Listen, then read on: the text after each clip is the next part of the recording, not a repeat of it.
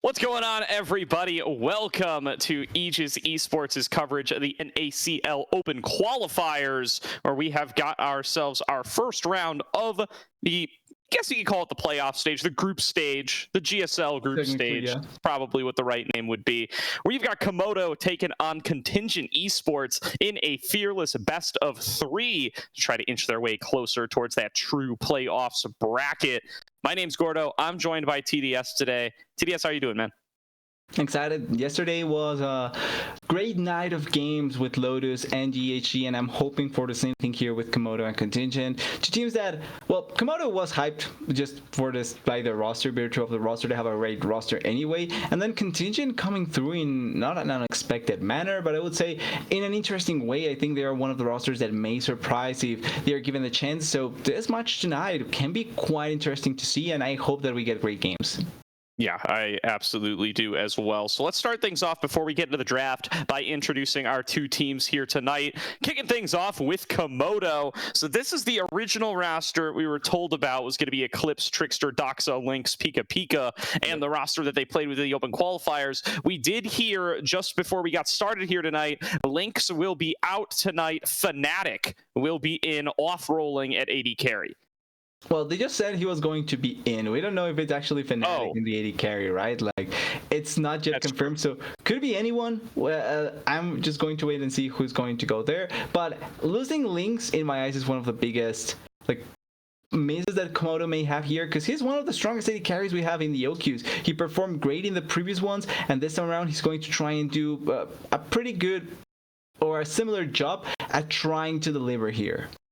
Yeah, and then, you start looking at Fnatic and Doxa coming on in, both as starters. They were both part of that Nightblood Gaming roster that was not really quite able to live up to expectations here. So we'll have to wait and see just how they'll be able to do with the new members in and around Komodo. Meanwhile, Contingent, running it back from OQ1, are coming back with the exact same roster. They've got Sandflame, Wenwin, Titan, War Cyclone, and Miracle from top to bottom. And this squad definitely putting their mark on the Contingent legacy here, having gotten them to their first playoff stage last split, and I keep saying playoffs, I mean GSO group stage, getting them to their first group stage last time around, getting them through that Swiss qualifier, now getting the chance to do the same a second time here as they've made it once again, now facing off against Komodo.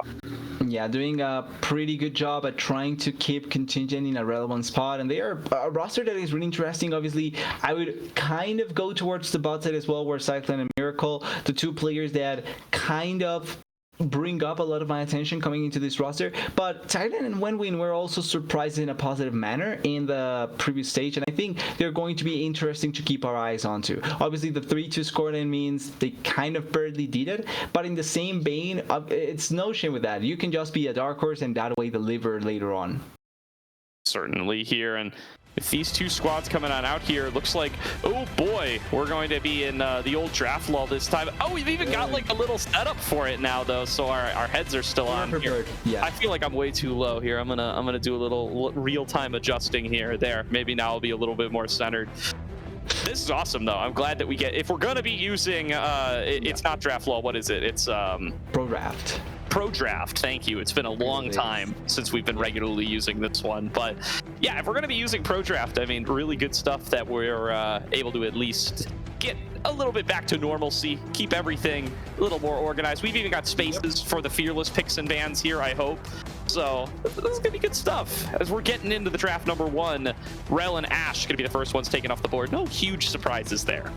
Yeah, Ash has been a staple red side ban, it feels like, since the OQ started. And now that we do enter into the newer patch, the life patch, it does mean that there's going to be some champions that are going to be enabled finally in the case of Aurora. And I'm not sure if you were able to catch anything yesterday, Gordo, but we had first-hand experience with Aurora. She absolutely destroyed the enemy, so I'm not expecting to see an Aurora either banned or 100% pick, because that champion actually was quite scary and the ultimate was great. But so far, a lot of attention towards the kind of stronger AD carry picks in the form of the Ashe, the Ezreal, the Lucian as well in the mid lane, and then Nidalee and Udyr are banned away for the junglers. The main surprise, I would say, is the Rel, because it's not a typical ban you see in almost any rotation, but maybe it's more pinpointing towards Komodo's potential to just force an engagement, as with the Brand coming through, strong champion pick.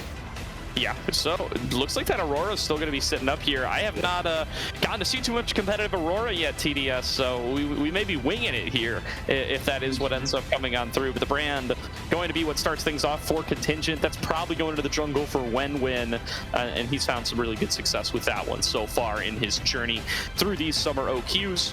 Going to be a response attempt from Komodo. Yeah. Getting that Leona really early here for Pika Pika. Who is going to be playing with a unfamiliar bot lane partner in Fnatic, but a very experienced one, a player who has really made a big mark in the tier 3 ecosystem themselves. Yep. It'll be very cool to see what he's going to be doing coming in here in the AD carry role, kind of filling in for City Witty's shoes, a player who also did the jungle to AD carry role swap quite a few times. True, he did play around quite a bit with that, and we end up the first 2 picks from Komodo with Leona and Tristana. Leona kind of justifies the rel ban then, because if you went immediately for an engaged support pick to start it off, means that they probably were expecting the rel to potentially have that place, if not the Leona. And then the Tristana feels like it's going to be then the Corki against Tristana mid lane matchup, because it's not that typical that we see the Tristana in the bot lane anymore. Not impossible, but probably not going to be the case. And then we close it out with the Braum, which I'm not against it. Like 40 engage of the Leona plus the damage of the Tristana, I think the Braum can have quite a bit of value here, and it's more depending on now what you want to go for in terms of the matchup or the potential jungle matchup that you want to go with this time around. With the brand already picked, I think Sarah feels like the most logical option, especially if you have an AD mid laner, but there is obviously other options like the Lilia as well. Absolutely. Here there's going to be that Lilia getting locked on in. That's going to be going over into the jungle for Komodo. See how Wilson will be able to pilot on that one. He's Wilson again, right? We're not back into. We had Trickster on the graphic, but we'll go with Wilson for now. As now he's coming on in with that Lilia, really powerful AP jungler in its own right. Doxa on the Corki mid, definitely something that's got to be a little bit scary if you're Komodo. He's definitely, or sorry, if you're Contingent coming out. Oh, so I'm mixing up my players. It's going to be Doxa on Tristana for Komodo. If you're Contingent, you should be a little bit worried about that one, though. He's definitely got a lot of firepower in the mid lane. Kind of feels like we didn't get him in the mid lane pool too much last time because Nightblood didn't work out. Glad to see him on this Komodo roster, finding so far some pretty solid success. It has only been Swiss stage so far. We'll see if he can kind of turn around his split and his season with this Komodo team. Yeah, I don't think he wants to remember that Nightblood time because of what happened there, but probably this time around with Komodo feels like he has a much more solid roster, to put it like that he can try and play with, and it feels like they are dependent on them, or not dependent, confident in him to deliver in the mid lane, especially going for a Tristana matchup. Not going to be an easy task. As we see the remaining bans coming through, the Twisted Fate is the one that kind of surprises me the most, because with Corki already picked, you kind of are expecting that to go into the mid lane. So a top lane Twisted Fate and a Cannon probably weren't going to be that big of choices. Now ending to ban away all the bot lane pool, Misfortune and Jin, the 2 other kind of big AD carries currently. Maybe the other one would be the Jinx and the Seri to try and like put attention into those champions, but it feels like these 2 were kind of the stronger ones in people's minds. So now for Komodo that are playing without links, what will be their option? I think Jinx is not a bad champion. The Varus has been rising as well, or coming back a little bit as well in terms of the attack speed version of his build, and it's not a bad option to go for, especially because you also can flex this champion if you want to send it into another position. Definitely here, the Varus going to get locked on in. That's going to be Fnatic's pick in the bot lane. Contingent going to respond by going aggressive here. They take the Kalista into the bot lane for War Cyclone. So Kalista Braum lane for Cyclone and Miracle as they look to really try to bully maybe the more inexperienced duo together of Fnatic and Pika Pika. I like that read from Contingent here. They just got that information super recently, the same as we did, but I think it's a clever way to kind of draft around it with what they've got here on the blue side. Now finally going to have to blind pick something for Eclipse here, or for Sand Flame. I don't know why I keep mixing up who's on which side. What? That's Ornn. That's Ornn. I'm told that's Ornn. Don't get excited here, TDS. Yeah, I wanted the Ramos here, but obviously Ornn makes much more sense. Pretty easy engage button. You don't have to worry about many things happening because you just are playing the blind side of the matchup. Now, I was thinking maybe K'Sante could have been the option, but I feel like people if you're not extremely confident on your K'Sante, it feels like it's been taken away from it. And okay, Eclipse immediately taking on it. The fact that you go for the Ornn blind means that he wants to go for the Fiora matchup, and that's the pretty bully side of things. Now, if it works out, you have an unstoppable monster in the side lane. If it doesn't, you have a champion that will barely have any utility for your team. So there's two sides of the coin, and I want to see where Sandflame ends up being on, or where Eclipse ends up being on. Yeah, see, I got you doing it too. Good. But yeah, I'm excited to see this Fiora. It's been quite a while since we've seen a Fiora in any sort of play. Yeah, it has been. It's definitely been a pick that's fallen off a little bit in people's tier lists, but the fact that you see, we heard it's Ornn, right? Rammus's Ornn. I think this is definitely the kind of pick that you can make it work up against, though. You can build up a lead in one-on-one. You're not going to get bullied too much in your first couple of levels. You're going to be able to get on your items. You're going to be unstoppable in the side lane. Coming into the later game, there's not a member of Contingent Esports that's going to be well equipped to really be able to deal with you, and you've got solid disengage across the rest of the map here. Non-committal engage with that Solar Flare, the Lilia, probably the queen of that kind of role, being able to kite back. Tristana, Varus, all going to be able to use their ultimates to be able to enable that sort of kite back playstyle as well. So if you want to play this game through Eclipse's Fiora as Komodo, I think that's definitely an option that's going to be available to you.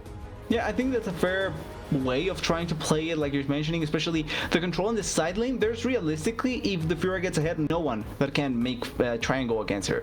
You don't want to send Corki because she blows her up. She blows him up. You don't want to send the Ornn because he will slowly die. Kalista, same story as the Corki. And then the Brand, you don't want to have your smite completely far away from any objective. So the Fiora can be the wildcard in this game if she's able to just completely run the side lane.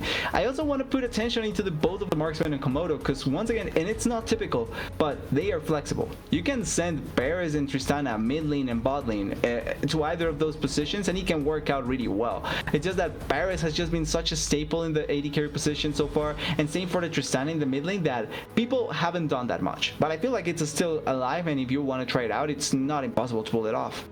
Yeah, and now we've got a couple of things to resolve in game real quick, so we're going to throw it to a quick break, but we will be back in just a couple of moments as we take underway game number 1 between Contingent Esports and Komodo.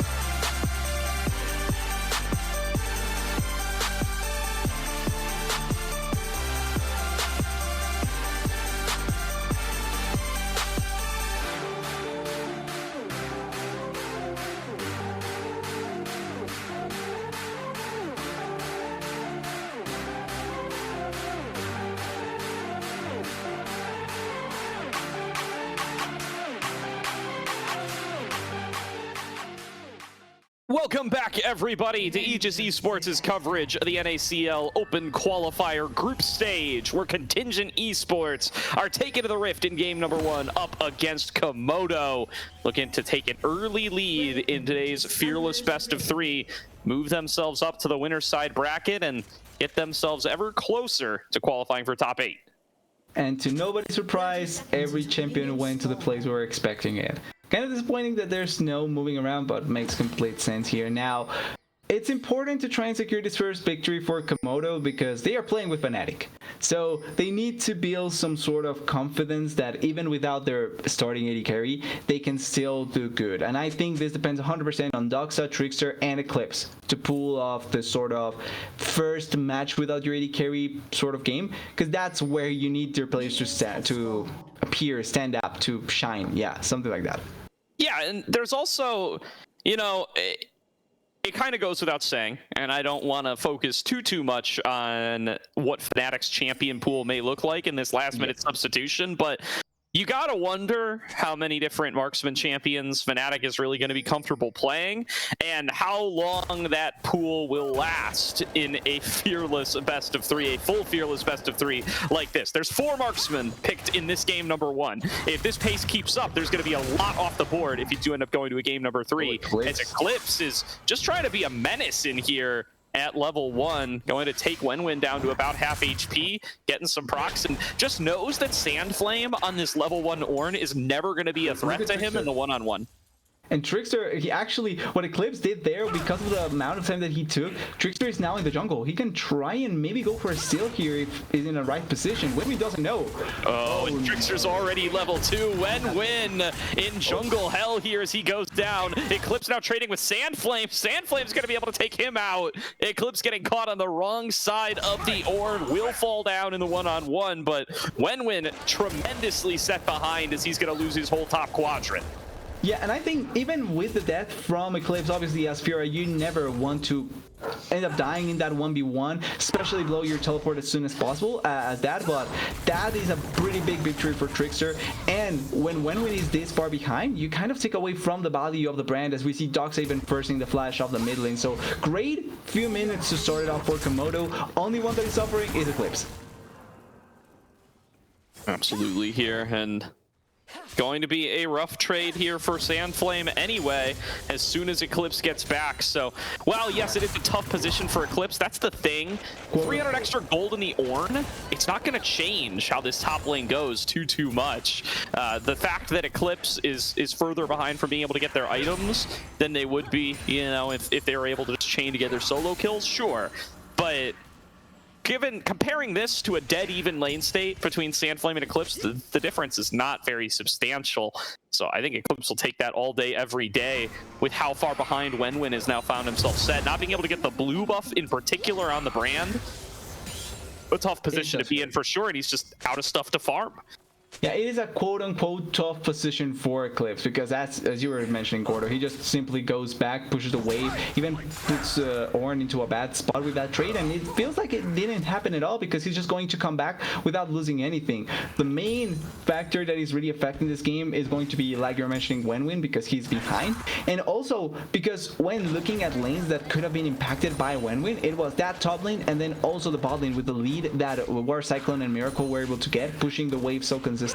You can try and go for early dragons or try and even go for a potential dive with Miracle on the Braum. But now that Wenwen is behind, it's just simply really difficult to pull this off. And oh no, look at the top side of the map. They are looking for Wenwen. Yeah, I mean, Wenwen's caught on the wrong side of dodge. He's going to have to go in and execute to the tower here. Probably the right call for him to avoid giving away too much, but I mean, a tough position to be in regardless here for Ol Wenwen, as he just finds himself with even less time to farm, less time to get caught up. And another engage coming in from the bottom lane. No, War Cyclone flashing forward, looking for the kill on a Fnatic. Can't quite get the amount of damage he needs. But now Pika Pika going to be the next target here. Already used the Rend, so won't be able to pump out those last couple ticks of damage. The Komodo bot lane barely survives. Yeah, a slight rent difference there to try and go for the bear skill. Doesn't turn out. Fnatic survives by the skin of his teeth, and same for Pika Pika with no potential reset on the rent for the Kalista.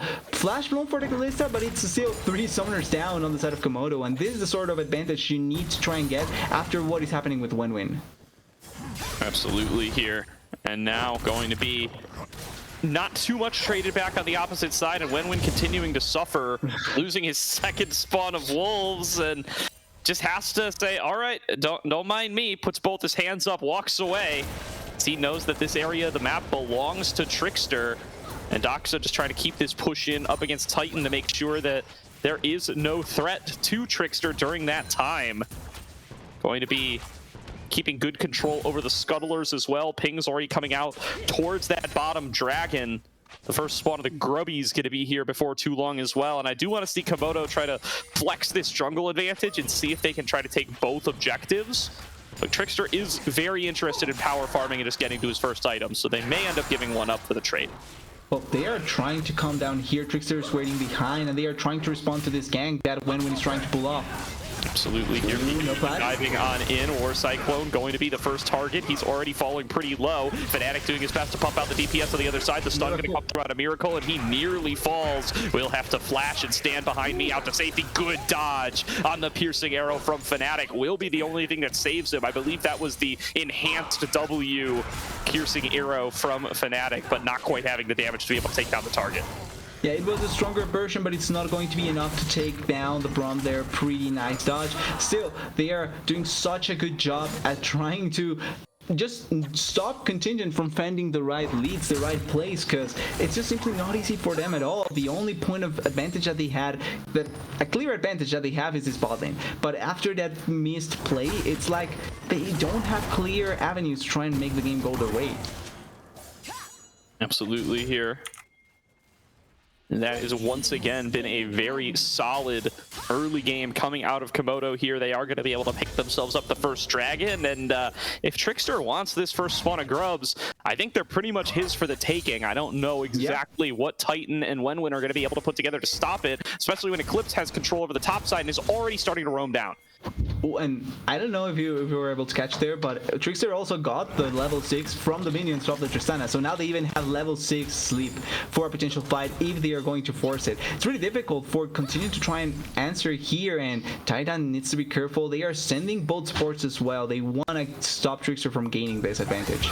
Yeah, Miracle going to be the first one here, going to spot out Trickster as they trade some blows. Titan and Doxa do the same, but you got to watch out for this sleep. I mean, it is still going to be a threat here. For a second, I thought Trickster cast that, but that was just him throwing out the swirl seed. And yeah, control over these grubs. I mean, Contingent probably make the right call here. They recognize, hey, this is not a 4 versus 4 that we want to tussle with, but they do just end up losing out on another objective, and they're not able to trade much for it other than the fact that Wenwin is finally able to get his own wolves. Yeah, realistically, I think that this is one of the best objectives that Komodo could have gone for, because they have a few at this game as, oh, Fnatic, no flash. Yeah, just hanging out further back away. The between turrets dive seeming like a bit much for War Cyclone and Miracle, and Miracle's got to worry about potentially getting picked off himself here as Pika Pika arrives back to the bottom lane as well. Will disengage as now Doxa going in for the big trade. Titan advancing forward, seems to think that he can take this, and he might just be right. Swirl Seed connects. Here comes the Lilting Lullaby. Trickster coming in for the execute. Will find it, and Doxa walking away with the first kill in mid lane. Nice flash at the end there as well by Doxa, just evading the Q from the Corki and not dying just in case. But great first blood. Tatum was doing a really good job at trading into Doxa, but Trickster in the right spot at the right time, first sleep, finding such a good lead, and Komodo is still doing such a good job at just keeping so much control over the way that this game is going. Even though Sandflame is doing a really good job in the top lane, even though War Cyclone is getting a big lead in the bot side, they are finding avenues for Komodo to get victories. Absolutely here. And really, really great setups from Komodo to be able to guarantee themselves that kill. The extended trade comes through, but Trickster is in just the right position to be able to come in and intervene, and now finds himself at an even greater advantage thanks to that kill participation. Now, going to just be looking to continue to maintain this control. The gold lead isn't that substantial, but you got to remember that both sets of objectives going on over to Komodo are part of that as well. And where the gold is allocated going to be a bit of an issue for Contingent as well, as 300 of that gold is on the Ornn, is not going to help out Sandflame too much in his one-on-one pursuits. One of the funniest things that I wasn't thinking about, but now that I'm looking at how the game is going, and it's to consider, is the fact that they also have a marksman in the mid lane. So even if Fnatic is not an actual AD carry player, you have another AD carry to play with. So like, it works out well enough. Yeah, absolutely does. Now Miracle just clearing out some of this additional vision, looking to set up potentially around the bottom lane. See if they can piece themselves together something with their one advantage lane state. They do have that 30 CS lead to War Cyclone, and he is going to need to be the focus for this game number 1 at this stage, as any kind of plan involving getting Wenwin ahead of the curve has been pretty much put to rest off the back of being taken out once and then being set even further behind in the farm afterwards, as focus around mid lane continues here for Komodo, as Titan takes a rough trade with Trickster there to support. Well, we'll say though, even though Wenwin was put so far behind to start it off, he actually has been doing a pretty good job at coming back. He's 2 CS away from the Lilia. He actually has been able to catch up in experience as well. So even though the start was awful, he's been doing a really good job at just trying to come back and trying to answer back to what Trickster has been able to accomplish as Eclipse. Ooh, nice stun back coming through there from the riposte. Will be able to keep Eclipse safe.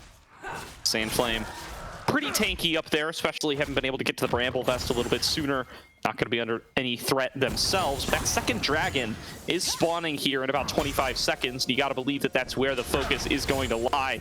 Pika doing their best to clear out some of the vision down here as Fnatic clears out the wave. And don't expect to see any triggers be pulled up until the junglers start to get into the area. Already stealing away the birds is Trickster, just a step ahead of Wenwin, still kind of snowballing off of that early game. Yeah, trying to just put as much pressure as they can onto that side, although now I feel like they are going to spot Trickster because of that Squire Balloon to try and check on the vision. It is going to be the dragon control completely for Komodo, and a second dragon to try and get the dragon sacking going is always great to have. Now, I am in the position that this game particularly, the Gromp value is actually quite good because you do have a Fiora. So your split pushing potential with the extra Gromps would have been great, and I feel like it's actually arguably a good idea to contest Gromps just so that you can give the Fiora and even the Tristana extra value with them. So definitely here, there is the grubs already falling on down. Like you said, Contingent going to be able to secure those. Komodo going to be able to get themselves into dragon number 2. And the fact that Contingent were able to equalize the grubs definitely going to be good for them. Here they are, of course, behind in the dragon count, but the fact that they haven't fallen too far behind in gold means they've done a solid job in this early game. The question is going to be, is this Callista going to be strong enough for them to be able to stop additional dragons from coming through? The fight breaks out in bottom lane. Pika flashing in to make sure they're going to be able to get these stuns. Here comes Trickster for the attempted turnaround. War Cyclone going to have to flash away and use the Fate's Call to pull Miracle out to safety. That's 3 summoners down from the Contingent bot lane in an aggressive fight they started. It is just not the right moment. Trickster in the right spot at the right time nullifies their attempt to build a lead for themselves bigger. Yeah, the most important thing was the position of Trickster there. Pretty good spot to find you himself in, and Eclipse going for the kill. Yeah, maybe going to be able to find the solo here. Sandflame doing a good job of keeping that one weak point sectioned off. Now Wenwin on the way up. Eclipse already used the riposte, trying their best to dive out to safety. Wenwin is on the way, turning it back onto Sandflame. Will be able to pick it up. Eclipse makes it a 1-for-1. Really nicely done on the Fiora. Yeah, wanted to have his Fiora highlight, and there he gets it 1-for-1 in that situation. Pretty good for Eclipse. It's also flash for flash, and does take away from the attention that Eclipse could have put into another lane. That being said, a 1-for-1 does mean that you push the wave, you lose some minions as a Fiora, and the rest of the map still trying to answer back in a lot of the situations. And for the side of Trickster, for the Lilia, they are doing a pretty good job at taking away once again the camps from Wenwin, and also even potentially pushing into the ball lane of the War Cyclone. Absolutely coming in from behind towards Fnatic, landing that first spear, not able to keep on top from the slow from the hail of arrows. Going to be enough to get Fnatic out to safety. Yeah, kind of cute attempt there by War Cyclone, but sadly, yeah, not quick enough to go for that. War Cyclone going to be the next one, getting moved forward on towards. There's going to be the Chains of Corruption coming on across, slowing them up and going to be forced to disengage. Komodo able to get themselves out to safety, and no harm, no foul. They continue to just neutralize this bot lane as best they can. War Cyclone's got a respectable 30 CS lead, but it's not going to be that sort of tremendous lead that's going to get you ahead on the entire map, and it's probably not going to be enough for War Cyclone to carry out these mid-game fights. But we'll see if they're able to turn that around. I think that it's more dependent on Doxa. Really nice jump, evading the attempt there. I think it's going to depend much more on Wenwin, because he still has one of the best ultimates for try and force a team fight, but also he was able to come back effectively into this mid game. Like, he actually is quite stronger than he was before and can try and fight back onto some of his members. Plus, there's barely any magic resistance, so his damage is going to be meaningful. Definitely. Now, that Rift Herald going to be the next target here. Has been alive for about 2 minutes now. Komodo seem to want to change that. They're going to start it on up, but the positioning for Contingent is pretty solid here. They've got all 4 members together, and they've got Pika Pika and Fnatic sectioned off. Calling in the Forge God. There's going to be Fnatic forced to flash away, but 2 ultimates expended just to get that flash out of the Varus. Meanwhile, Eclipse still working on the topside turret. That does mean all 5 members of Contingent can advance towards this Herald. First turret will drop on the other side, but Trickster being forced off of the objective, and Contingent with a chance to take it. It's resetting, though. It's healing too fast, and now they might not be able to finish it. There's a TP to the bot lane from Eclipse, trying to make this a 2-turret trade. Doxa trying to poke in towards the Herald, won't be able to secure it. But now they're going in for the fight. Swirl Seed connects onto 2, going to look for the 3-man sleep, not quite able to find it. Eclipse diving into the bottom lane, not going to be able to find the kills, as now they advance towards Titan. Miracle coming back in out of that Fate's Call, getting forced back away as War Cyclone has got the charge on top of him. Trickster able to take out 1, now jumping forward is Doxa on a Wenwin. Doxa going to be able to clean up that kill, and that's 2 more over to Komodo. Oh my god, Titan's not done yet. Pika Pika getting engaged on, trying to create up the space for Fnatic, but it won't be enough. It's turned back around, and it's a double kill right back over to Titan. Contingent able to keep things even in the fight, but look at this bottom lane. Eclipse is going to take 2 turrets for this whole play.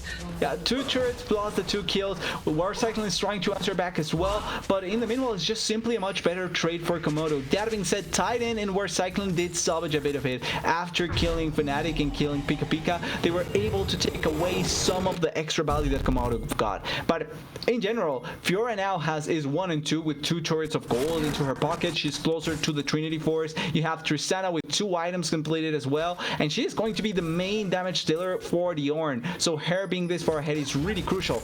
And the Mountain Drake is already spawning, which means that now Komodo is 1 step closer to that Mountain Soul.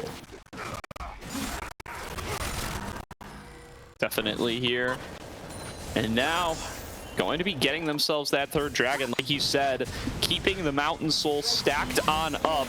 And that is going to be Komodo's win condition here. As Titan going for the all-in here up against Eclipse, or I guess Eclipse going for it probably more appropriately, as he's the one who issues the grand challenge. Does force Titan to Valk over the wall, and that's going to be it for the fight. There's 2 more Contingent members up here, but Eclipse, 1 more. A little too safe, and the recall means it's only going to be 1. Eclipse going to be just fine. Yeah, it's surprising to see a Corki be able to actually out-damage the Fiora, but this is the Corki world we're living in currently, and at the moment it seems like Eclipse cannot 1v1 the Corki, but she's close to being able to do that. As soon as she completes the Trinity Force, I think that that's going to be one of the factors that the Corki has to be extra scared about. For sure. Sandflame forced back away underneath this turret. Looking just fine here.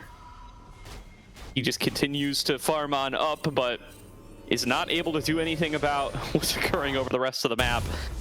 And so far now, finds themselves in a turret deficit to Komodo, thanks to what Eclipse was able to clean up on the back of that play. I think is an interesting call to not go for the fight, one that we don't see here in NACL queues too often.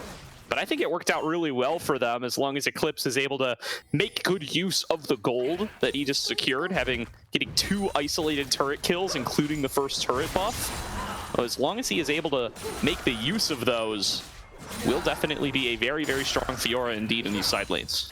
Especially because with the Rip Herald, one of the main things that you always value is what you're able to accomplish with that.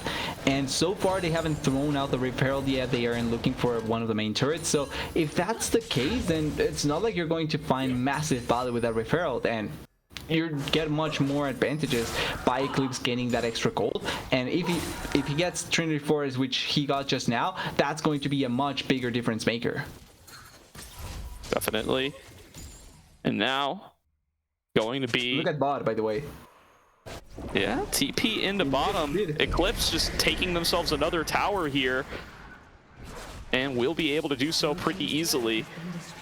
Well, going to be just fine as there's going to be the ultimate coming on in here. Or rather, the Rift Herald coming on in. My mind is all over the place today as they are going to be able to clean that one up without too much trouble. Sandflame taking a rough trade up against Eclipse, and Eclipse is not slowing down on this push. I mean, Sandflame is not well equipped to stop a 2-item Fiora from just keeping the siege going. And Contingent, they aren't starting a fight, and they aren't really backing off either. They do send back Titan eventually. And this is the thing, the trade with the Rip Herald benefits much more the side of Komodo, as Eclipse has to run away, but it's really difficult to try and stop Eclipse unless you commit the Ornhorn, but you don't want to commit it in this situation where you're not even sure you kill the Fiora. Definitely here. So there's going to be Trickster clearing on out this crab. Moving forward on towards Miracle as the next target. Ooh, Chains of Corruption came out of Fnatic there and did not quite find their home on a War Cyclone. He will be able to fall back towards that mid-outer turret. Going to be just a little bit of resources expended there from Komodo, but not too much at the end of the day. There's going to be a recall coming through from Eclipse, and just 90 seconds to go until their potential soul. Komodo have pretty much everything going according to plan here. Yeah, they have complete control of the game, complete control over top side, which means that a Baron Rush is kind of difficult to pull off if you're Contingent. And then side lane wise, the Corki is also having to answer to the Tristana, so it's kind of difficult to send someone that can wave clear much quicker onto this Fiora. And now Eclipse has just complete control of the side lane. Like, this Fiora is so scary to try and deal with, and we just saw it. Even one trade from Eclipse, as long as you get a couple, one Vital or a couple of Vitals, the Ornn can barely do anything. He doesn't even have the, what's called the Warmok to regen every bit of health that he loses in a trade. So it's really difficult for you to find extra value. Absolutely here. So now the setup coming in here towards the bottom side, towards that dragon. Contingent Esports with a lot on the line for this reptile. They need to make sure that they are able to prevent it from going on through to Komodo, or they are going to be even deeper in the hole here as that massive buff comes on across. It makes it even harder for this Brand and this Corki and this Callista to be able to try to burst out their targets. Just going to try to focus in on a mid here first. Oh, wait, Titan. Taking his one-on-one with Doxa here. Doxa trading back as much as he can, but not going to be able to come out ahead. Gets the Buster shot out just in time. Titan flashed after him, but Doxa is able to flash in turn, but now Fnatic is up way too far. He's going to get caught out by War Cyclone, and Wen going to be the one who walks away with the kill. Komodo down a member. Doxa forced to retreat on the other side of the map. They might be at risk of losing this dragon, but Doxa did not recall. Eclipse is still pushing on the side lane. They were going up towards Baron. TDS. Yeah, they're going for Baron because in the meanwhile, Eclipse is pushing by himself in the side lane. They have to try and go to respond to this Fiora. Maybe they try and collapse there, but with the decision making to go for the Baron buff, do they know that this is happening on the side of Contingent? They are rushing there, they are going to spot it, and probably they are going to be able to stop it. Yeah, we'll see if they can. Actually, the rest of the members arriving, but it is dropping pretty fast here. Down below 2k HP. Sandflame is flashing in. It will be smited down. Trickster able to secure it, flashing over the wall. And Komodo trade one dragon for the Baron buff. They get a bot lane inhibitor turret while they're at it, and they are just pushing and pulling Contingent all around the map. Yeah, it's a big questionable play from Fnatic that gets picked off in the mid lane pretty much, before the Dragon even spawns. But after that, Komodo pulling off a really smart play with the bot lane push from Eclipse, as well as trying to go for the Baron buff. It did get scary just because they were able to react pretty quickly on the side of Contingent, but at the end of the day, they do secure the Baron buff. They get the extra value now for Eclipse on the side lane, and this Fiora just become even scarier to try and go for or leave alone on one side. Absolutely here. Now Doxa getting forced back a little bit by Sandflame, but again, just able to rocket jump his way out to safety, getting a little bit of extra armor pen in there as well to really start to make this Ornn feel it. And the gold lead just grows bigger and bigger with every play. I mean, Komodo made some excellent calls there to be able to force Doxa off of the top side and pick off Fnatic, but somehow they still end up on the back foot at the end of the play. Yeah, sadly for them, even though they made a really smart choice in that situation, Komodo still find ways to make the play be in their favor, as Pika maybe getting spotted here, but it's not going to be the worst situation. And once again, just Eclipse getting a turret in the side lane and nobody being able to stop him. For sure here, Eclipse.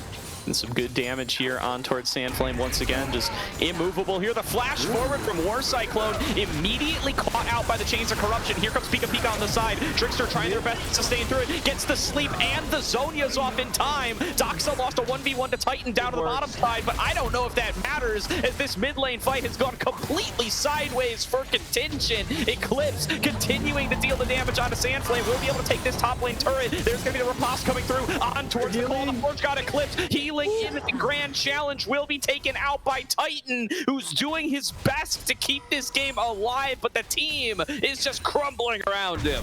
Yeah, the strongest duelist is actually Titan, but at the end of the day, I'm not sure if that even matters, because the Corki, even with him trying to do everything he can, now the Kalista also doesn't feel like it's strong enough. Fnatic is coming into game, Trickster doesn't die, and even if Doxa ends up losing on the side lane, you have now an open inhibitor to push with Eclipse and with Doxa, who have double teleport available. And the Corki doesn't have teleport, so if he goes away, it's going to be much easier to collapse on top of him. Definitely here. And there is going to be another emergence from the base. Komodo get back, spend their winnings, and are all the more powerful coming in for what is going to be in 2 minutes, another rotation, an attempt on the Dragon's Soul. This time there will be no Baron available to trade, so they got to be careful to not have members getting picked off this time around, but as long as they are able to stay safe, it is feeling increasingly difficult for Contingent to find themselves much of an angle to do anything in this game.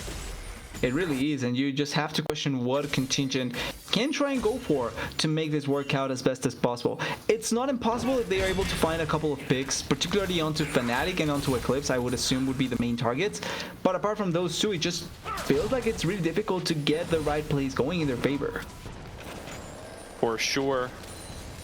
The setup coming in and around this bot lane river. Once again, Eclipse coming out.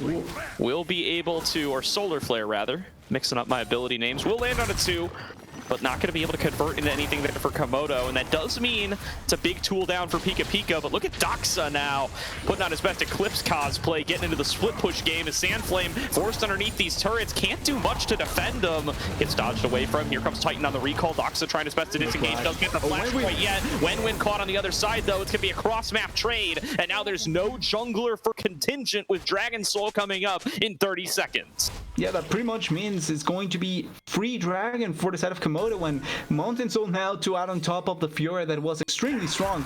Just feels like adding insult to injury for the side of Contingent. I like the pick that they went for onto Doxa, but Doxa was just pushing even the turret, so he gets extra damage onto the turret. There's nothing to stop the Tristana from getting the extra damage, and it's going to be much easier for them to try and go on the side lane and get that extra objective as great vision. Absolutely here. Now setting up in and around that dragon. Komodo going to have the members.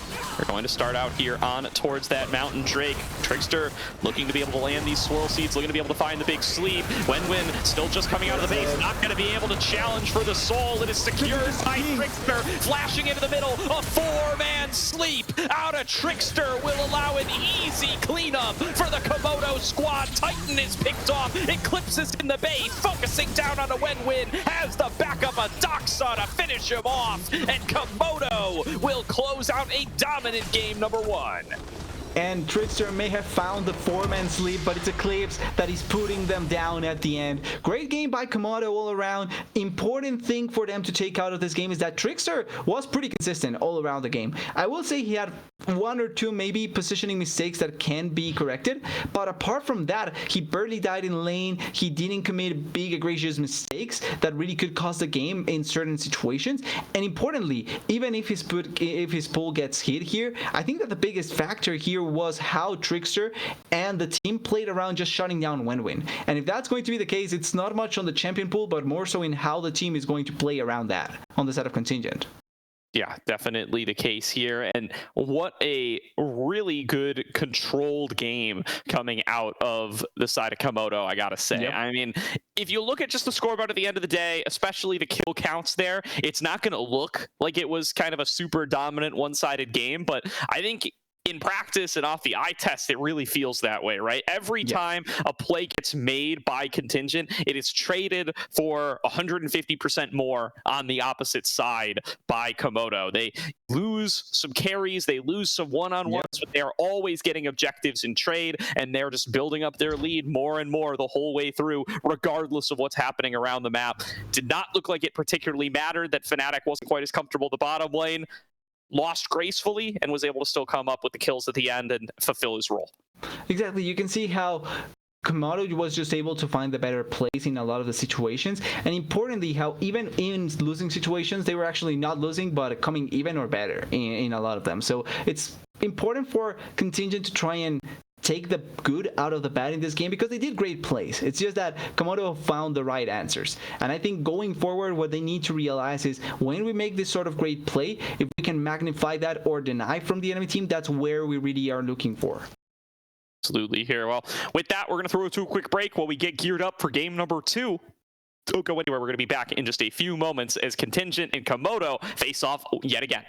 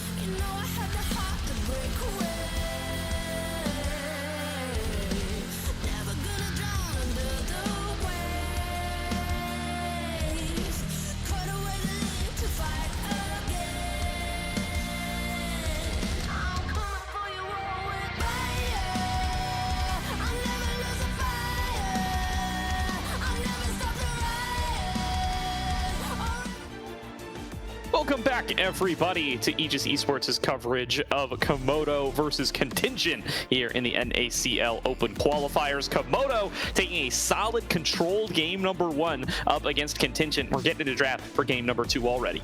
Yeah, really good game coming in from the side of Komodo. They knew what they were wanting to play with, especially with how they drafted, and they got great advantages. Now, going into this game too, we have to see if they're going to keep the same bans on both sides or if they are going to change up anything, especially considering that 10 champions are out of the pool.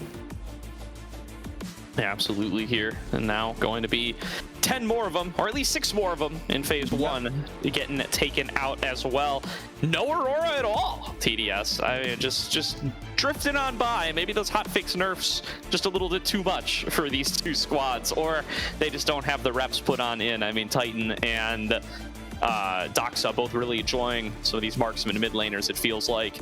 Caitlyn going to get taken off the board here as well, as Komodo seem to want to try to prevent some of these really lane-dominant bot laners from coming out through again. I understand. I could vibe with that. Understandable, I agree as well. The Caitlyn, not something that you want to try and go against, and especially now that you're on blue side, the Ashe and the Ezreal feel like a champions that you can try and prioritize on the side of Komodo if they don't get banned away. They did ban away the Ashe, but the Ezreal could be an option for Fnatic until it gets banned away. So it looks like I think that this game Misfortune Jhin have to be prioritized for Fnatic because they are not that difficult to go for, and they are going to be pretty good for the team in general. Yeah, certainly here. So there's going to be quite a few more marksmen taken off the board here, and that's just got to be pinching Fnatic's pool a little bit here, man. I don't know what marksman this guy plays, but he's got to be running out of, even a marksman main has got to be running out at this point. You're starting to get towards the bottom of the well here. It's a tough position to be in, but we'll see how they are going to be able to adapt to that for him. Contingent now with their first crack at what could be a bot lane rotation. Could try to take one of those priority junglers as well. The Zyra still up and alive and available, but instead they're going to lock in the Sejuani. Going for a much tankier option, a champion that even from behind can almost always find good value if they are able to get a good ultimate or a good engage. Now, it does mean that I feel the Contingent side is going to try and take a different approach with what they are going to try and focus on, and I think that this has to be for Sandflame to have a much better lane, right? Like, it cannot be the similar like tank top laner that you're going to opt into, but instead maybe something like a Renekton, like an Aatrox, to make this Sejuani find a little bit more value in general, as well as the Bard coming through. So interesting option of champions down there that are going to be seen. The Rel was banned in the first game, so we're going to get Pika Pika to showcase why it was banned. And then the Bard, not a champion that we get to see a lot, but it's a great champion in general and can make a lot of plays happen. Yeah, I feel like this is, listen, if you lose access to the Caitlyn, right, you can't play this more lane dominant bot lane style. I do kind of like the idea of just going for the Bard, trying to get unlocked, you know, rely on Fnatic potentially struggling a little bit in having to play solo lane AD carry and just having to play safe there. It's a position he's not super familiar with, and you just get to roam around on Bard and do Bard things. So I like the read from Miracle here. Here's going to be Kindred locked in for the jungle, presumably. So that's going to be going on over to Trickster in the jungle. See how they're going to be able to do on it, as this is going to take Fnatic's pick all the way to the second round. So another set of bans coming on through. And I'm guessing it's going to be Misfortune and Jhin, unless Contingent pick one of the 2 here. It's going to be the Yone potentially here. So it means that one of the 2 is going to be banned away once again here, if not the 2. And that means that Jinx and Seri feel like the only other options that they can try and opt for. But if you're Fnatic, scaling AD carry is not a bad choice. Like, you can just play it safe, farm it, and then be able to execute on the later stages of the game, which I think you probably could be capable of. I'm looking more so at the mid lane though, because with both junglers already picked, with both AD carry mid lane, or the 3 AD carry mid laners that are kind of picked consistently the mid lane out of the picture, with Lucian, Tristana, and Corki out, what are they going to opt for? And I think that's why the LeBlanc did come in the first ban, and I think something like an area potentially maybe looked at here as well. The Kai'Sa, not a bad shout as well though. Yeah, the other thing is, like, people have been playing the Zeri mid lane a fair bit. We've gotten to see a lot of that one, so could be that Dox is waiting on something like that. We'll see if Contingent want to ban it away here. They do have a chance to do so. if they do want to try to pinch that pool a little bit more. The other thing, like you mentioned, the MF, the Jhin, those are often picks that I feel like we're usually seeing them in the bot lane when there's another marksman mid, but the Misfortune mid is definitely something I've seen as well already. We saw Jhin mid as well too. I think Insanity played a game of it, if I'm not wrong. So definitely a couple of options there. That's kind of a marksman ban, the Twisted Fate. Yeah, technically speaking, with how it's been played, it is a marksman ban, but we haven't seen much of the Twisted Fate in the marksman position once again, and it's going to be Komodo banning the series. I think it has to do with Contingent having that first ban here, probably not wanting to give it up and just banning it away, but the Jhin and the Misfortune are still available, so could be picked for one of the two. And then in the mid lane, I'm still thinking that Aurora could be an option if they are willing to pull it, because the champion was looking quite great when it was played yesterday. It was Roybop, so it certainly was one of the better mid laners pulling it off, but it's not surprise. It wouldn't be a surprise to see it coming through as the 6 to come down with the Bard, and I like the poke bot lane here, trying to mess up with the Rel, trying to mess up with anything that Fnatic has, and a champion also that can take down turrets quickly, which means that if you get the push consistently, you can try and just immediately rotate the lane and try and take down turrets as fast as you can. Yeah, and now there's going to be that Ziggs locked in, like you said, coming in to support that. Yone as the primary AD damage dealer. The Ziggs going to just be chilling down there, trying to farm on up and do a very good job in the 1v2 or the 1v1, as that Bard is going to be roaming on around. The Jhin going to be the lock-in. I assume that's going towards the bottom lane, with Kindred supporting in the jungle. And now you can go whatever kind of mid laner you want here. Yep. You could even go the Rumble mid and give something to Eclipse, but I would think you just go something powerful mid lane. And looking at that Jace. All right, Eclipse is wearing all the AP pants this game.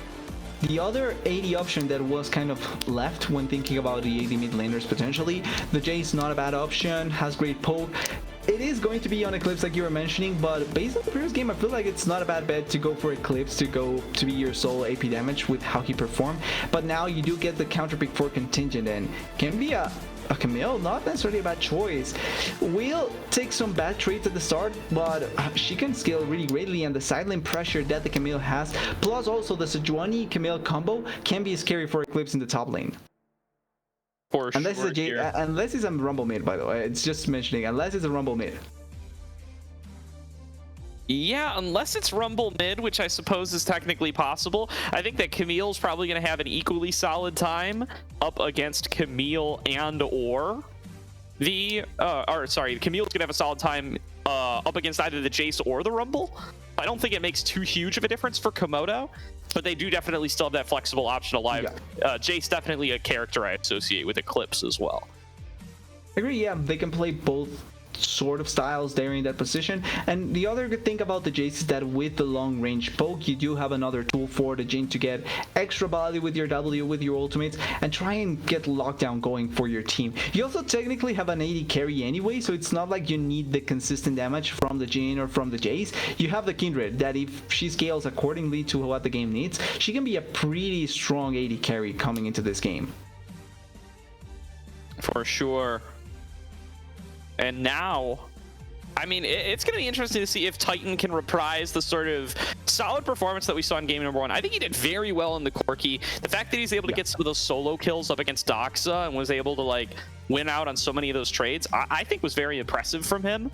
And they're definitely putting some extra eggs in the Titan basket here for game number 2, right? Not only is he piloting the Yone as like a melee carry, and yes, they have one in top lane with Sandflame as well, but they're also leaning even further into these melee carries with the Sejuani in the jungle. They want to be able to have some really successful ganks towards mid and top lane, getting the most value out of this Sejuani, getting those permafrost stacks up faster, and they're going to try to leave the likes of War Cyclone on their own in the bottom lane just to farm it up and let Miracle move around to the Bard to help out those very same ganks. So it's all about the solo lanes for Contingent in this game number 2. A bit of a different look than what we saw in game number 1. Yeah, the way to try and make this game work out for the set of Contingent is you play off of your Joni and your Camille. You have the easier way to stack it as well from them, and then coming to the mid game with one item on both of them, you try and go for the picks. You have the Camille for the lockdown really easily, as well as with the Sejuani you have great lockdown, and the Corki ultimate, if I'm not wrong, actually covers the area of the Camille ultimate. So you can lock down targets and also force them into a weird spot with those 3 ultimates. Really nice setup that Contingent does have, and Titan can be a pretty strong champion as well in the side lane with the Camille if they're not careful enough. Yeah, absolutely. Here, keeping our eyes on what these picks are going to end up going, or where these picks are going to end up going. We're getting word from production. It is Rumble top. It is Jace mid. So it is going to be Eclipse piloting the Rumble. It is going to be Doxa piloting the Jace. And I think that's a solid pick for Doxa. It's definitely a champion I think of when I think of him as well. So wouldn't have been too surprised to see the Jace in either place. The Rumble mid would have been a bit of a surprise. So going to be his classic Jace mid. Yeah, it is still a champion that does give you the control over the mid lane, which is something that Doxa does like to have, and it also provides you enough support for that so that the Kindred can try and move freely on the map, right? Like, one of the biggest things with the Kindred is that you don't want the enemy jungler or anyone to just go into your jungle and try and stop you from farming. The Jace and the Rumble provides you control in 2 lanes that you can just push, and then with that control you get the free CS, you get the free invades into the jungle, plus getting the extra marks, and that way you get to snowball the game much easier as the Kindred. Absolutely here. And now going to be just waiting on this spec delay for a couple extra minutes. I do want to take a moment to look at what engage options are available for both sides, because you do notice that Komodo are very reliant on Pika Pika to be able to get these fights started. It needs to be the Rel leading the charge, unless you can get some kind of fancy little combo here between the likes of the Kindred and the Jhin. You know, you could get Mounting Dread for the big slow, guarantee a deadly flourish off it, but that's a lot of steps. That's multiple members in separate positions. Can't let anybody intercept the W. It's a tough ask. Meanwhile, they've got a lot of ways to get in on the side of Contingent. I think in that sense, this is an easier composition to play. You are really reliant on melees for your damage output, though, and that's the part where this gets a little bit difficult to play, especially into Kindred, because she is going to Lamb's Respite her team, and she's going to buy you some of that extra time that you might need to be able to get out of there. Things are going to get really complex with the Bard ultimate getting involved and the Hextech ultimatum and all that nonsense. With that. Yeah, there's definitely some space for things to get messy, but it's going to be an interesting one for sure to see how these fights kind of start to break out. And if Komodo aren't able to like stay on the front foot and be playing a really dominant macro style of game the way that they were in game number 1, I could see them starting to have trouble if Contingent are able to take control, as they just kind of have very one-dimensional ways of getting fights started. Yeah, the way is, like you're mentioning, is pretty much on the rail. The long range engage from the Jhin, it's difficult to pull up, but it's not impossible. The problem is that when you have Sejuani that can send an ultimate from one screen to the other and can find a target really easily, when you have a Bard that can do the same but even cancel out on some of the champions, so it's not only one champion but multiple, you can cancel out on that. Then you also have the CC from the Yone ultimate or the Camille ultimate. You have multiple ways to make fights happen without having to overly commit on the side of Contingent, where on the side of Komodo, the pretty straightforward one is where everyone commits. And in that way, it's a scary factor to try and play with as we go into the game, and we are going to get our questions answered here with what Komodo is going to be doing with Pika Pika. Now, plenty on the line here for Contingent, as they want to keep this series alive and get themselves to a potential game number 3. Komodo, the heavy favorites for this group, you've got to believe. Looking to see what they can accomplish, but the level 1 engage here, Pika Pika, starting a little bit of that tech we saw with the deadly flourish. Start going for the scoop. Win-win forced to flash away. And that's going to be a good win there. I call that a victory for Pika Pika. Does get the flash out of the enemy jungler earlier on. That's going to eliminate a lot of early gank paths. The price is that Fnatic started deadly flourish. It shouldn't matter too much, but not having dancing grenade means that they are going to struggle to match the wave clear of the Ziggs and the Bard. Yeah, it's going to be bothersome, but it's not going to be the end of the world. In comparison, though, in contrast, when without Flash, I think you actually lose out trades against Trickster, because Trickster can actually outplay you with how the mobility from the Kindred works, and that just means that it's going to be a bit more difficult as the Sejuani to get most value out of your champion here. The good thing, though, is that he's not getting his red buff stolen, which did happen in the previous game. Absolutely here. And now going to be looking at a potential bottom side start here for Trickster. Going to be that top side start for Wenwin. So not only does he not have Flash, but they know exactly where he is. So going to be a pretty smooth sailing early game for Komodo. At least it should be, barring any kind of mishaps in these kinds of solo or 2-on-2 matchups. Eclipse getting taken a little bit low there from the early trades from Sandflame, but seems pretty comfortable with the position and with his lot in life up here. And Eclipse is trying to move forward here, but he should know that the Sejuani is hovering on the top side, so he cannot go that far forward, because they do have a pretty good duo there to try and lock down a champion and just blow him up as soon as possible. Now, nice vision control there just in case to cover on the Sejuani, and maybe it's not going to be as bad for Eclipse, as also Kindred is trying to come top side as quickly as possible. Yeah, it definitely is here, so going to be Wenwin clearing out some of that vision. Junglers both aware of what's going on. At least Trickster's aware that Wenwin was up there. Doesn't know whether he's stayed or left, but looks willing to take that fight anyway.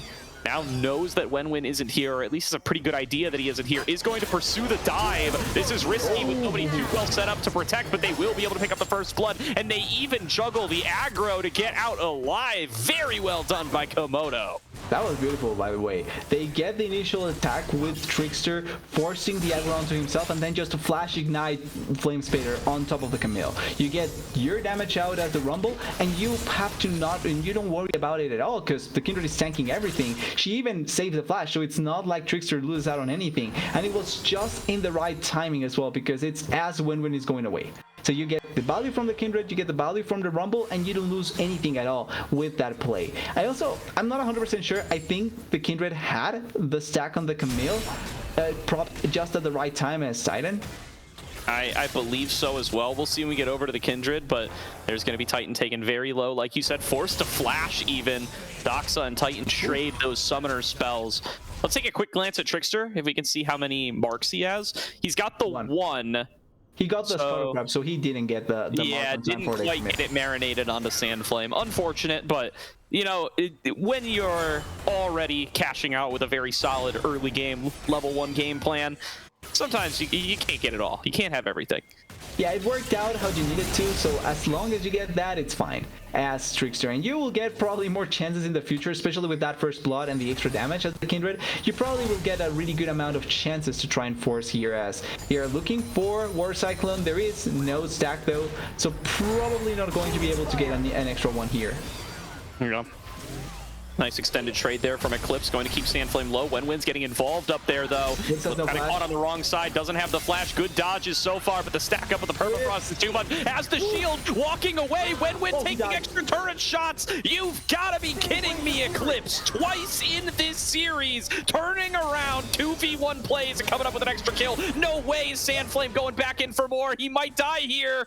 Just barely survives. Yeah, Eclipse there gets his kill, but then kind of throws away the little bit of a lead that he got. That being said though, Wenwin once again losing out on one of these potential trades, and you're putting yourself behind of the Kindred once again in this sort of trading. And Eclipse doesn't lose much, because yeah, he may lose, I think he loses this wave, but the biggest difference is it's not really a big difference compared to what is happening with Trickster and Wenwin, and he's just going to keep on getting stronger as they are sending a trap here for Trickster though.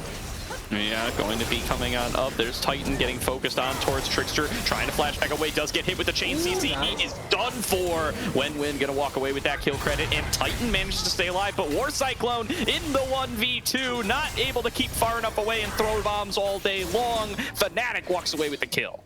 He actually even flashed, so they forced onto War Cyclone. They are able to get not only the flash, but the kill for Trickster. So it's, in general, it just feels like it's a 1-for-1 in everywhere in the map. But the extra value, Doxa should be fine.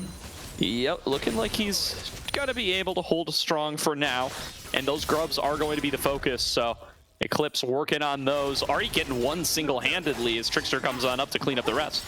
I feel like the main important part after getting this grubs, obviously, it's the fact that even though Trickster wasn't, or he's not really that far behind from Wenwin now, the fact that now he's behind in terms of the marks is crucial for them. Like for Contingent, this is one of the best things that could happen to you, because you need the Kindred to not get her mark timings going. Like you need her to be as far behind as possible, and this does put a stop onto what the Kindred can accomplish. Yeah, for sure. Good job to try to shut down what Trickster has been building up for a lot of this game thus far. And going to be pretty important here if you're Contingent Esports trying to get yourself into a competitive position. Sandflame picking up that kill earlier on, going to be pretty important as well. Remember, so much of this game is going to be about these melee carries. You really want Titan and Sandflame to be in favorable positions for that to work on out. Trickster coming up top once again, and Sandflame just can't resist, has to keep going in for these trades with Eclipse. But Miracle and Wenwin might make this an unfair play. Miracle coming on over with the Magical Journey. They're going to try to focus on down Eclipse, but Sandflame gets melted down first. It's a 1-for-1 trade so far as Trickster trying to disengage for the play. Flash forward from Wenwin to be able to land the perma bomb, and that should be a kill. A double over to Wenwin. Yeah, great flash in there, and 2-for-1, really nice there. The only victory for Komodo is not only the kill, but also the mark going in favor of the Kindred. But this Bard is doing his job. He's moving around the map, he's finding pretty good plays, he's getting a lot going for the team, and that's what you really value here with everything that you need to stack up as Wenwin. Oh, Wenwin going to get knocked further away. Pika advancing forward, looking for the shuffle back in. Miracle getting into that Magical Journey. They follow, but they find themselves face to face with Sandflame, and Titan over the wall with the Fate sealed. Cleans up to Komodo, over aggress, and are still doing so. Eclipse going to try to trade one more back. Will be able to get it, but this is going to be at the cost of his own life. Wenwin's got to stay alive, though. That's a shutdown over to Eclipse. He's not done. He wants as many kills as he can get. Miracle finally gonna be able to cut down the rumble, but Eclipse cleans up another 2-for-1 in a numbers disadvantage situation. What is with this guy? Okay, Gordo, we're officially in a fiesta. This is a fiesta game, and we're just witnessing happening. 6-7 at 8 minutes, and everyone is dying everywhere. Trickster trying to get another mark, but it's resetting. He gets it. I think he actually gets 3 marks after what was happening in the top side. So for Trickster, it's kind of a victory. For the side of Komodo, not so much, because they did lose a couple of members here and there, and bot lane is bot lane. Like War Cyclone is happy because he gets to push and gets a lot of minions, but everywhere else is just complete and utter chaos. Yeah, I mean, and I gotta focus up onto Eclipse here. This guy has been, all right, hang on, wait, maybe I can't. Maybe the Fates have something else in store for me. As Contingent are trying to set up another play out of Fnatic. Okay, everybody's chill. Never mind, Fnatic's getting ganked. Pika's here. He finds Miracle. And Wenwin going to lead off the dive. Good dodges from Fnatic, though. Able to avoid the CC, avoid the damage. Reply with the barrier. Wenwin's taken down by Pika, and Miracle might not be long for the world either. Not quite landing these shots, but it is going to be a double kill to the Rel. Pika walking away with 600. Okay, Fnatic, Pika stunned Miracle there for you. You had the chance to get that free kill. Like, he was actually just stunned in play. But anyway, it's a 2-for-0. I feel like that's a big victory for Komodo, and the game is just once again, it's crazy, but it's once again in favor of Komodo after everything that has transpired.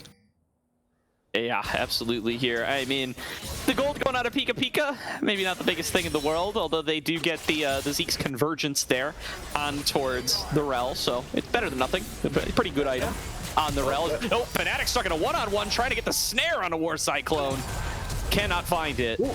We're chill for now. Oh, they're making it close, though. They're making it dangerous. War Cyclone's going to take the turn. He's dead. He's dead. Okay.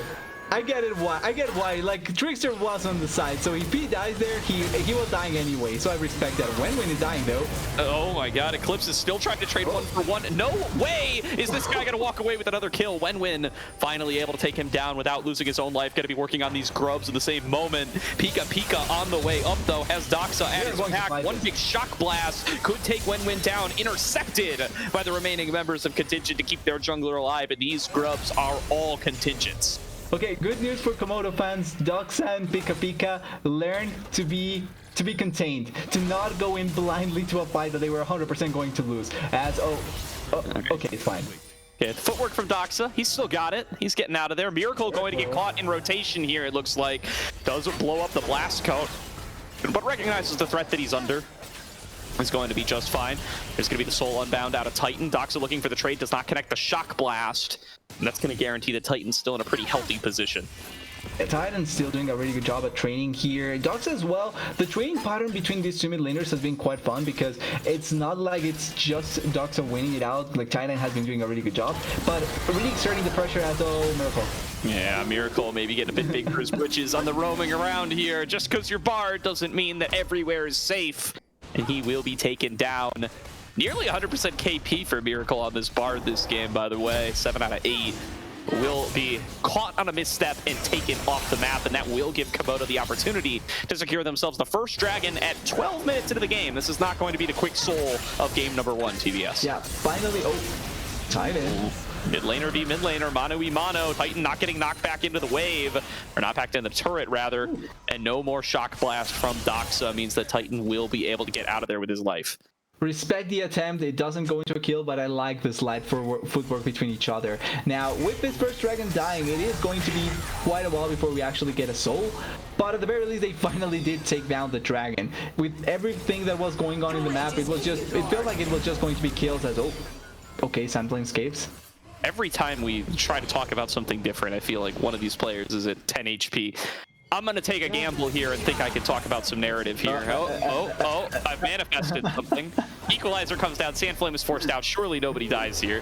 As here comes the Tempered Fate. Doxa walks that one out. We're done. We're chill. Okay, but actually, Trigger's behind them, so there's something going on here. My man, we just saw these guys mid. You have to know that this is happening. Miracle going to be able to clean up Trickster.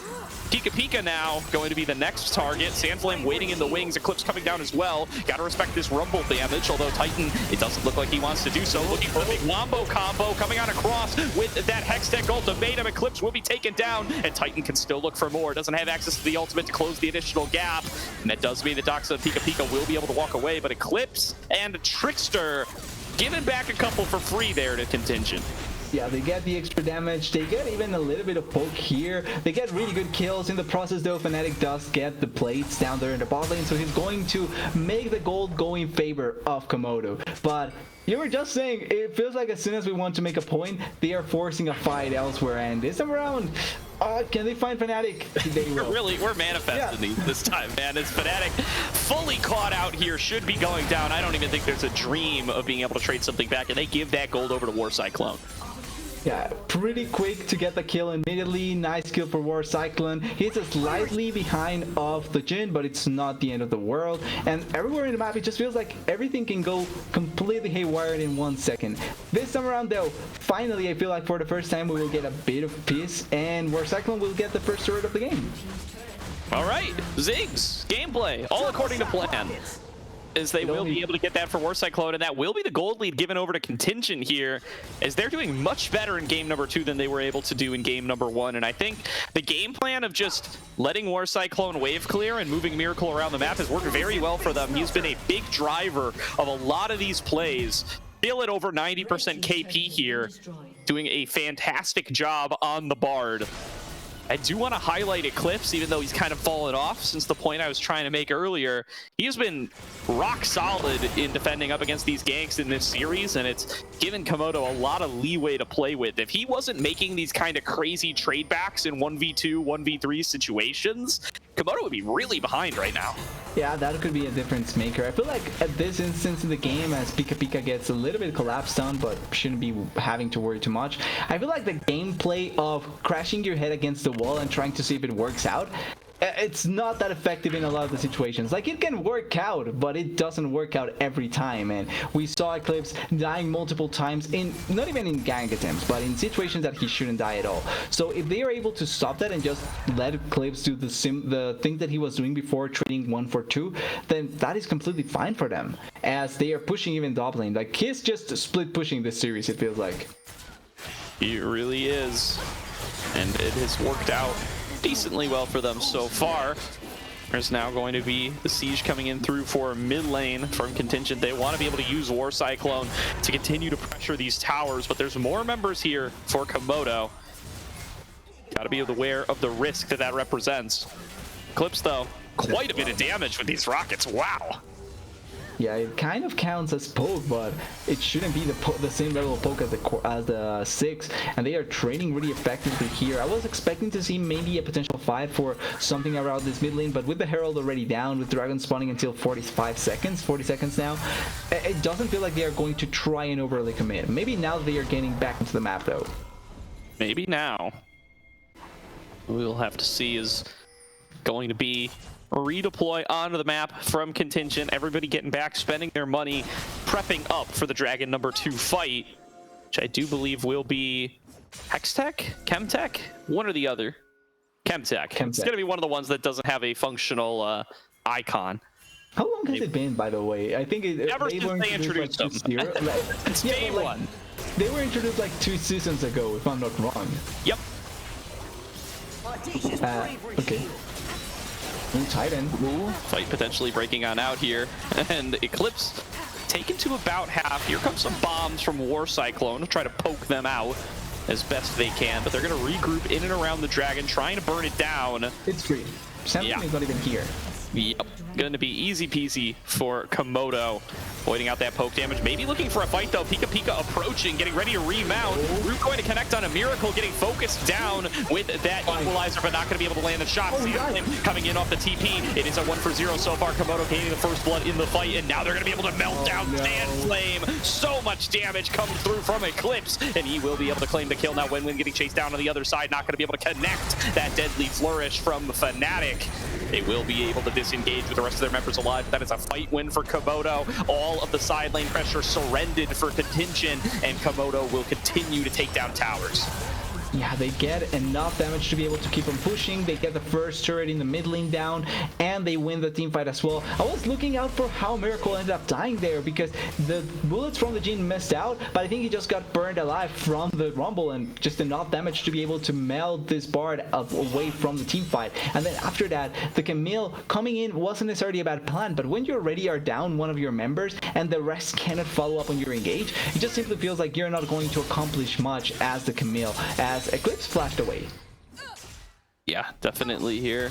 And Eclipse has to keep himself safe, has to keep himself alive, so we'll have to surrender a little bit of the side lane pressure there, but big play early on in that fight to be able to layer down a nice equalizer and just get Miracle burning. I do think that was what ended up doing him in at the end of the day, like you said, TDS, and means that Komodo now once again find themselves with the gold lead despite a little bit of a hiccup earlier on from War Cyclone claiming all those objectives. And yeah, definitely feels like they just weren't ready for how hard Komodo were willing to force that fight, and they end up giving up quite a bit, as Sandflame could have taken that top lane outer turret, right? Or at least forced the TP out of Doxa, but instead it's Sandflame's TP that's forced in a fight that's already losing.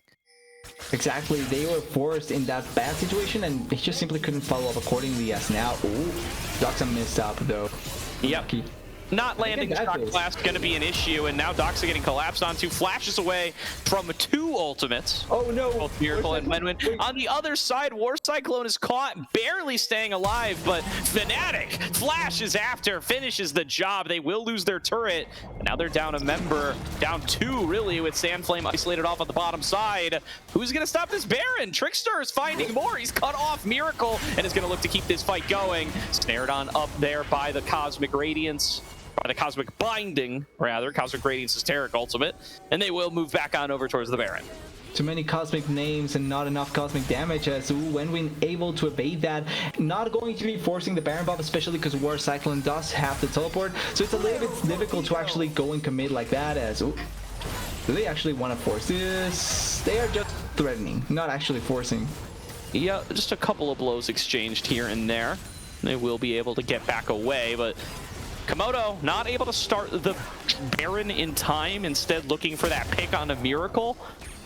But yet again, just finding themselves a free pick on a War Cyclone in the trade for Fnatic's Flash. And Doxa has to flash from their own collapse, but otherwise, that's Soul Unbound from Titan. Gonna be a rough position for him. Knocked back away, still able to fate seal his way out to safety, but dares the player down to the equalizer with Pika right on top. Contingent Esports are stuck in the ultimate and cooked down. 3 kills back over to Komodo. Yeah, and before they didn't force into the Baron, I guess this is the window to actually force into the Baron buff now.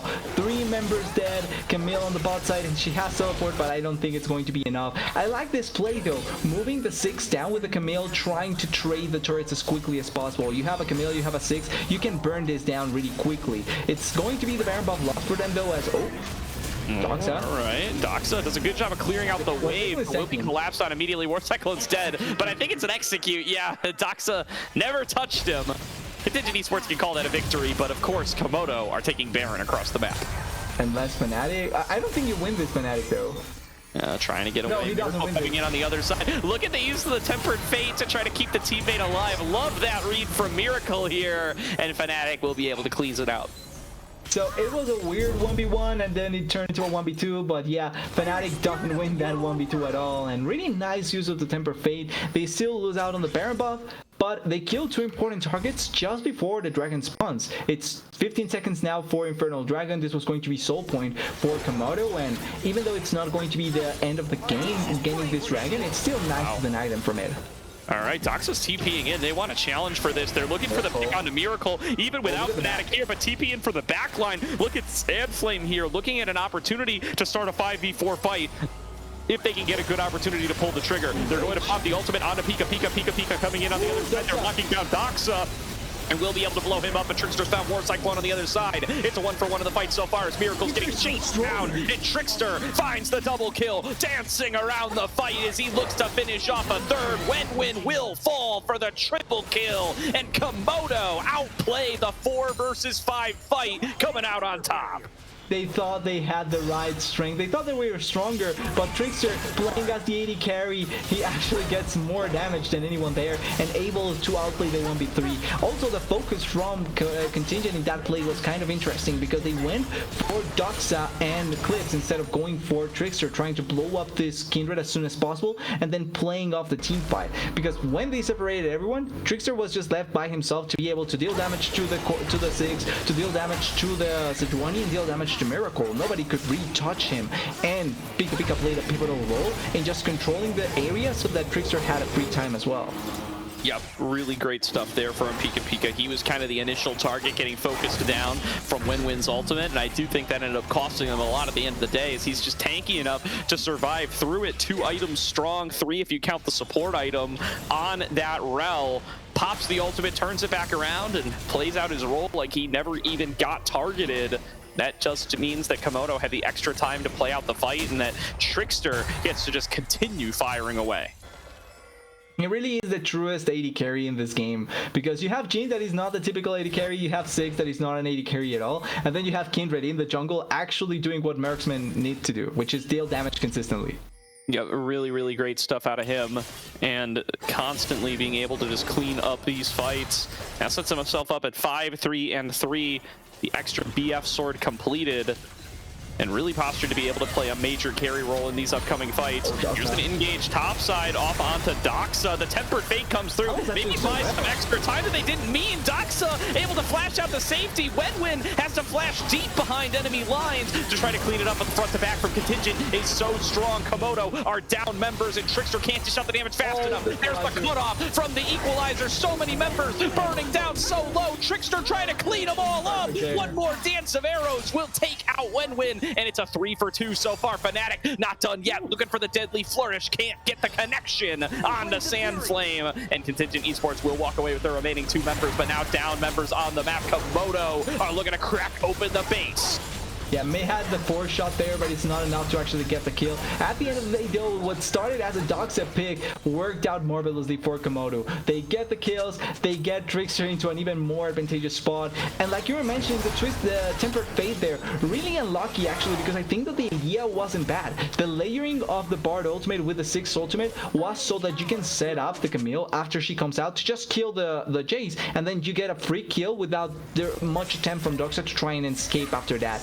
but because they also buy enough time for the enemy team to come, Doxa survived long enough that the rest of the members could come and try and survive. I think the idea was right, the execution was sadly not the best. Yeah, absolutely here. And now meaning that there's going to be a little bit of, a fight engaging on towards Sandflame. We're going to be looking for the trade onto Doxa, not quite able to find it. And the healing from the Crypt Bloom there going to be absolutely massive. Meanwhile, Pika then the fight started on the other side. He's going to chase these two down to the ends of the earth. Cosmic Binding doing a good job of buying the space. Wenwen going to throw down the Glacial Prison as well. One shot from Fnatic will not be enough to slow down the boar, and Contingent are able to disengage. Yeah, but it is a 1-for-1 in that situation, or a 1-for-nothing actually in that situation, and the 6 ultimate. I said 1-for-1. I meant I said 1-for-nothing. I meant 2-for-nothing. Yeah, really rough position there for Contingent as Eclipse is able to get the job done. And they lose out on another member, Komodo, firmly in the driver's seat yet again here. They find themselves about 7K ahead. 3 dragons deep, and with a chance to close out the series here before too long. Contingent really need to start finding some more of those one-sided fights. They need to be able to lock down and take out Trickster, but that is so tough with how he's been playing and with how strong Lamb's Respite has been. Well, have we seen actually a Lamb's Respite from Trickster? I'm honestly not even remembering him using that ultimate at all. I'm sure he's used it once or twice, but it's going to make it tough even if they do get onto him. And yeah. The other thing I do want to highlight is Pika. I mean, we were a little concerned about him being the only source of engage. It's been more than enough engage for Komodo so far. Pika having a hell of a performance here today as Eclipse and Sandflame going all in. Sandflame finally strong enough to win out on that one. Precision Protocol going to put the Rumble in the ground right as Baron spawns, and Sandflame has the TP. Yeah, exactly. Just like that, Sandflame putting the side of Contingent back into a good enough spot. Titan taking a big shot there, but he also has teleport, so it's not that difficult to try and play around this. But the threat of the Baron buff now completely alive for Contingent, and also the threat of the turrets. There is bounties as well alive on the sidelines, so if the Camille gets something like that, they can try and play off with that. Yeah, shots coming on across, landing on the Miracle's Bard, but nobody going to start on up the Baron yet. It is going to just be a bit of time to chill, and looks like Eclipse is going to be able to respawn, so not going to be anything really forced here for Contingent, and Eclipse will get back out onto the map. And I think the idea for Contingent there was that if they try to burst the Baron buff, if they fail, they get free soul on the side of Komodo. But here they can try and fight the soul as best as possible, as War Cyclone coming in on the side as well. He's not a Camille, so it's not as scary, and Alright, fight potentially breaking out here. There's going to be ultimate combo once again. Sandflame is caught inside the fire, and Eclipse once again combines with Pika to just blow open the fight. Contingent are down 2 yet again. This is going to be Dragon Soul for Komodo, and Doxa potentially hunting for more. And that's 100% on Pika. He sees the angle there to engage and forces the perfect team fight for Komodo. I understand Contingent wanting to fight the dragon, but if you're going to want to fight that dragon, you have to have your Camille on a flank angle and your 6 right in your position to try and follow up. But they just are 3 members that really cannot accomplish much, especially with Titan not in spot to follow up. And it's just a really easy fight for Komodo. They get the dragon, they get the team fight victory, and they will get the soul as well, and probably push to try and end soon enough. Okay, really good chance to end out here before too long. They secure the Baron buff. It's getting worn by Doxa already. He looks to crack over the base. TP coming in, but Trickster is just waiting for Sandflame, and the damage of the Infernal Soul is just nuts. Sandflame gets blown up in an instant. Wenwen going to be the next target. Titan is TP'd in for this as well. We're going to be able to lock down somebody. There's that Lamb's Respite you were looking for, TDS. Titan has to fling himself into it just to try to buy a couple of moments, but Fnatic is gunning down members left and right. Will finally be taken down by War Cyclone, but that is just a small break, a little bit of an offering back to Contingent before they are aced and taken out of this series. Komodo with the 2-0. Komodo get the 2-0 victory, crucially without their starting AD carry, and Contingent, they had really good things, they had really nice ideas, but at the end Komodo is way too strong of force to stop them, and just like that, 2-0 victory and moving over to the winner's bracket. A quick stream here, TDS, just about an hour and a half long. And that's all it takes for Komodo to close on out another series win. We called it out earlier, probably pretty heavy favorites for the group. The other 4-1 team is the Flying Tigers, who are going into their game number 2 right now. They just had a little bit of a 50-minute banger to kick off their series. So going to have a little bit of additional games to be played there. That's probably where we'll send you guys after we're done here. But big win for Komodo here. They do have one more match before they're able to lock in top 8, but regardless of who their opponents are going to be, whether it be Reluminate or GFT, they're probably going to be heavily favored. Yeah, they are not only the higher seed, but they are one of the stronger teams here. Once again, depending on if they get Lynx back, which we should assume at the very least for now that it should be the case, they are going to be a much stronger team because Lynx is one of the better AD carries in the OQ. So they are a strong team to consider. And honestly, today's performance, the biggest highlight for me, Pika and Trickster. Both of them performed super well. Both games, Calypso, I think, had a much better game 1 than game 2, but he still was dealing out the damage and being such a strong factor. But the jungle and support from this team really shining through. Absolutely. Here they showed such great stuff here today, and we're able to come on out with another win. We'll see if they have Lynx back for future runs. I think definitely Fnatic looking a little uncomfortable in the role. Maybe not the strength that we would have expected out of somebody like Lynx coming into the bottom lane, but still waiting to hear more about that, as I'm sure we will find out in the coming days. Regardless, Komodo's done for the weekend, and they should be plenty happy with what they've been able to put together off a 2-0.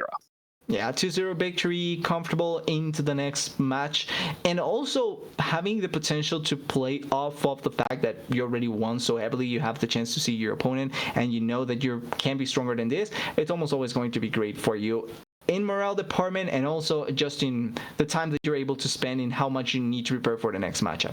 That being said, though, the 2 teams that are remaining are good enough teams, and I think they can give a fight to Komodo, depending on how they show up after this match. Yeah, for sure here. So there's going to be plenty more to keep our eyes on in this weekend. We are going to end the stream here and send you guys on over to another match. It sounds like we're going over to...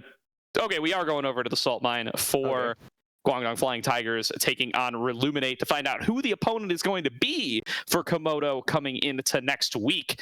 For now, we'll throw it to a end of stream screen. Get that raid going and see you guys next time. Thank you all for hanging out with us, from myself, TDS, and Wookie Monster on production. We will see you guys next time.